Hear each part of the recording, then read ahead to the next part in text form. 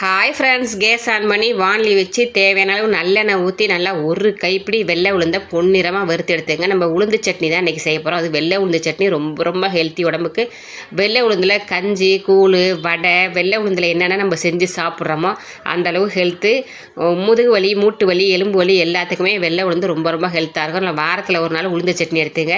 பொன்னிறமாக வறுத்து எடுத்தாச்சு. அதே ஆயிலில் தேவையான அளவு வெங்காயம், ஒரு 4-5 பூண்டு பல், காரத்துக்கு தகுந்த மாதிரி காஞ்ச மிளகா, கொஞ்சமாக உப்பு, ஒரே ஒரு தக்காளி பழத்தை விதைய எடுத்துகிட்டு நறுக்கி சேர்த்து நல்லா வதக்கிக்கோங்க.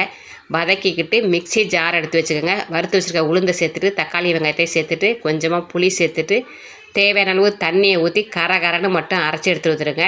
ஃபைனலாக ஒன்று சேர்க்க போகிறேங்க. அதை சேர்த்து மட்டும் நீங்கள் அரைச்சி பாருங்கள், சட்னி சூப்பராக இருக்கும். இது எல்லோரும் யூஸ்வலாக அரைக்கிறது தானேங்காதுங்க. கரன்னு அரைச்சதுக்கப்புறம் கொஞ்சமாக கருவேப்பிலையும் கொஞ்சம் கொத்தமல்லி தலையும் லாஸ்ட்டில் பச்சையாக போட்டு ஒரு அரைச்சி கொண்டுருங்க. சுட சுட தோசையை சுட்டு வச்சு சாப்பிட்டு பாருங்க. இந்த உளுந்து சட்னி எப்படி இருக்குன்னு அப்புறம் ஃபீல் பண்ணுவீங்க.